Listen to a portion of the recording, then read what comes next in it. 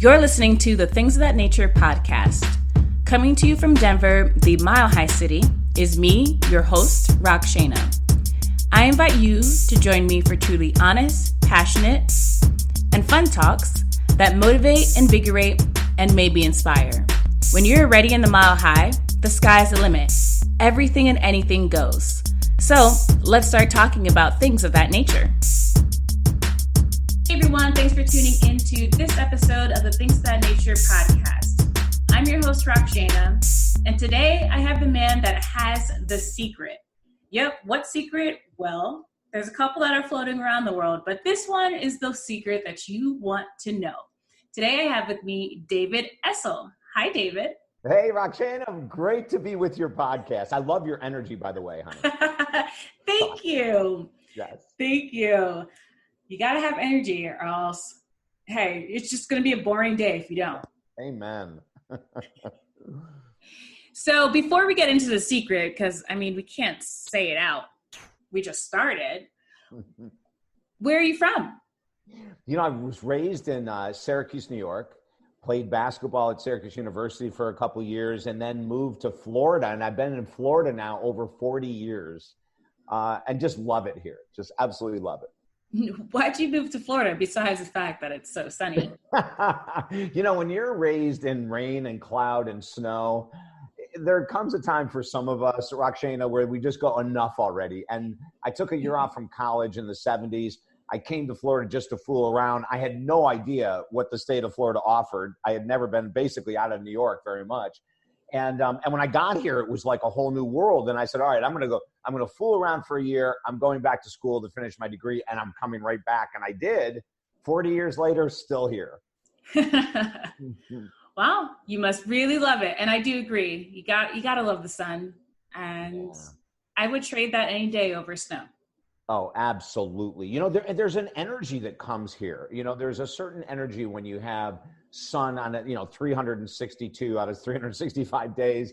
There's some real beauty that comes with it. And my family is still all up in Syracuse, and they're fine being there, but it just wasn't cutting it for me. Sounds good. What'd you end up getting your degree in? Well, my bachelor's degree was in health selected studies, and then my master's degree was in sports psychology and exercise physiology. And I started out in the world of sports psychology in the 80s. And then in 1990, I got burned out, just working with a lot of people with their heads. I never got into actually teaching people techniques except for basketball. I still work with some clients that need improvement with their skills. But most of it, Rakshana, was about the mind, how to overcome defeat, how to overcome a lack of skills in a certain area of your given sport. And I loved it for the first number of years I did it. But I need a lot of stimulation on a daily basis, and it needs to change. People refer to that as ADD. When I was a kid, we didn't have those diagnoses or the testing, and it really doesn't matter to me. What I found was in 1990 is that when I used sports psychology and worked with my athletes part-time, and then started getting into some really intense work in the world of counseling, with rape victims and incest victims. And then I broadened it into helping people save their marriages. And then we broadened it into financial freedom. And then we broadened it, and you name it. Now it's perfect for me, because just like I'm doing this show with you, the hour before this show, I have my own radio show where I interviewed a woman on organics and a doctor on hormone replacement therapy. The hour before that was a totally different client. The hour before that. So my days are never the same. And every hour is a different topic, and it fits my personality perfectly. I love that. I like these spontaneous days. That's why I just recently changed positions, and I'm now working from home, which gives me the flexibility to have a day where I can just change it up, whatever I want to do today. Exactly. And for people that, have been labeled, with ADD or ADHD, look for a way to use it to your advantage. Like, I don't look at this as being a disadvantage. I look at it as it's a great gift if you can find a career, find a job where that you're constantly changing and you're being challenged on an hourly basis to do and learn different things. People with ADD or ADHD will flourish in a job that is maybe creatively challenging or topic changes on a regular basis, task changes on a regular basis. We can work through a lot of these conditions. And when I say work through the conditions, I know a woman with really severe ADHD who is managed she was on medication, but the medication numbed her out. And she found a way through her own practice and her own research to find out how she could channel that energy and not have to be on the medication. Now, I'm not saying that everyone on ADHD or ADHD medication should get off it right now. I always say titrate down with the help of your physician.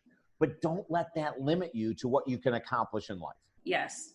Anyone can accomplish anything. I mean, I think I'm a superhero half the time and I can do everything and bend time. So I hear where you're coming from. Well, and the limitations, Rakshana, like when I was raised as an athlete, and that was it. I struggled in school until I got to my master's degree and really started applying myself with something I loved. And when I got to my master's degree program, I was an A+ student, but I was labeled a jock, and I was an athlete. I was a jock. And so it wasn't until I was 33 that I started even trying to write. And, now I'm 64, so 34 years ago, or 31 years ago, excuse me, I just started playing around with writing, not to do anything with it, but just to write. And then all of a sudden someone from a local newspaper said, hey, could you do an article on fitness? And then someone else said, hey, could you do an article on this? Now, I have no background in broadcast journalism, but I've been a radio host for 30 years. I have no background in literature or English, but I've been an author for 25 years. So we have to really be careful about the limitations we put on ourselves. Most of us can accomplish so much more than we think we can because of labels. People say, oh, you're just not creative, or you're just not athletic, or you're just not the relationship type, and we accept these labels. And when you accept a label given upon you that is limiting your growth, that's up to you to take a look inside and to say, hey, that's not true. Someone may have said that I'm not creative, but that's their opinion. Let me practice creativity to see what I can do. Yes, that's 100%. I agree with that more than anything. When I speak to girls, so I speak about self-confidence and believing in yourself. And basically everything you said is what I tell them. Like, just because your situation is this doesn't mean you can't change it. Like, you can be great at math. You just have to choose and go ahead and work for it. It's a different work method. Yeah. If people were to really get inside their own heads and see how many limitations they've accepted from society, it's incredible. I work with a lot of people in the world of relationships, and, women especially have this incredible pressure, Rakshana, to be in relationship. Society pressures them, friends, family. It's really nonsensical. Yeah. And then a single woman, if she doesn't have high self-confidence and high self-esteem, she'll be thinking there's something wrong with her. And then her friends say, oh my God, how can you not? You're the greatest catch in the world, you blah, blah, blah. And all that does is destroy self-confidence and self-esteem. So what we want people to do is we want them to learn how to be comfortable single, learn how to be comfortable in their bodies as they go to change their bodies, learn how to be accepting and comfortable with their financial situation as they go to change it. But it's going to be really hard to change something if you're doing it because the outside world wants you to versus what do you want? And, as a really quick story, in 2000, a woman came to me, and I'm trying to think how old she was. Let's say she was 60. No, 50. She had to be 50. And she came to me at 50 years of age, and she said, David, I haven't had a relationship in 8 years. I'm getting all kinds of flack from my family and friends, and I really need, and I said, okay, wait a minute. Is this for you or is it for them? The first thing we have to differentiate is this goal for you or for them. If the goal is for you, you'll accomplish it. If the goal is for someone else, there's a darn good chance you won't. Mm-hmm. So she said, well, let me think about it. And she came back a week later and she said, no, it's been 7 years and I really think I'd like to have a man in my life. So we worked and did all this work on belief systems, removing limiting belief systems, powering up her subconscious mind, which is the key to everything. And within 6 months, she found a great guy. The relationship lasted 7 years. I didn't hear from her for 7 years. At the end of 7 years, she called me back and said, hey, I need some more sessions with you. I said, great. She said, my partner and I split. It's awesome. We love each other. We'll always love each other. And now I'm back to this thing.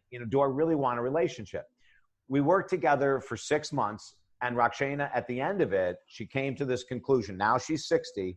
She came to this conclusion and she said, I'm going to be single for the rest of my life. I feel empowered by making the statement. I'm going to still volunteer with the dogs at the shelter. I'm going to volunteer at the church. I'm getting close to retirement. I'm going to travel the world, single cruises. I got it. I'm all over it. I just don't feel there's a need for any intimate relationship, ongoing relationship, committed relationship. I think I'm done with it. And I said, you know what? That's empowerment. And if you change your mind in 6 months or 10 years, change your mind. But right now you're solid. Go forth and bless this world with your greatness, right? It's like, and I love that because that's an independent woman versus a codependent woman that feels she needs to be in relationships because her girlfriends and Glamour magazine and her parents are telling her she needs to. Right. She found her true wants and will live her life that way. Absolutely. And now she's a role model too. We have to remember that because she's not following the traditional path of mass consciousness or society's values of what a woman should be doing. She's now a role model for others. And I think that's just brilliant. I love it. All right. So I think it's time. That we tell the secret. Not we. You tell the secret. All right. There's a million secrets in this world. If we're talking relationships, there's secrets in relationships. If we're talking general success, the number one key for people to move from a place of lack or a place of let's say success that isn't at the level that they want is that they've got to go in and change the subconscious mind. It's not the conscious mind, Rakshana. You can have all the intentions of the world. You can have all the freaking vision boards. You can have all the affirmations you want. And unless a miracle happens, you're not going to see your life change until you change what's going on in the subconscious mind. It's not an easy thing to do. It is so worth it. If people can listen to this show with you tonight and really get an idea about how to change that subconscious mind, things like addictions fade away, passive-aggressive behavior fades away, dysfunction in relationship fades away, overspending fades. I mean, every issue we could have will fade away once you learn how to shift that subconscious mindset from one of saboteur to one of ally. So that's the secret, huh? It's the most powerful secret, I've been railing against things like the law of attraction and the secret and all that kind of stuff for years.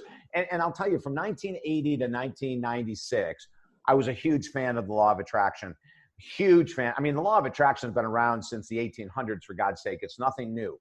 But my gurus from 1980 to 1996, who I followed and praised and loved, and I still love the ones alive today. I love the ones who are dead today that were my mentors and gurus back then. But the big thing was whatever you believe you can achieve. And I would go and travel the world speaking to groups as big as 5,000 people. And I'd be on stage and people would be screaming and clapping and all this kind of stuff. And then in 1996, Rakshana, I had an interview with a man who radically changed my entire life in 1 hour. Wow. I was hosting a show with Westwood One Radio. We were in 280 cities across the United States of America. And Maharishi Mahesh Yogi, the founder of Transcendental Meditation, said that he wanted my show as the only show to celebrate the 40th anniversary of Transcendental Meditation. This was huge for us. 1996, and he could have been on Larry King. He could have been on Howard Stern. He could have been on anyone. And he chooses our show. So I have been a practitioner of Transcendental Meditation since 1986, 87. So about 10 years I've been following his work, loved his form of meditation. And we get him on the show. And he was amazing. If you remember the show, The Addams Family, the little cousin It. Yeah. That's what Maharishi looked like. He was this tiny little Indian, long gray hair, down to his butt, and he giggled after every question I asked him. Rakshana, I would say, so what's the meaning of life? And he'd go, oh, David, that's such a good question. And everything I asked him, he would answer with this joy of a child, you know? And so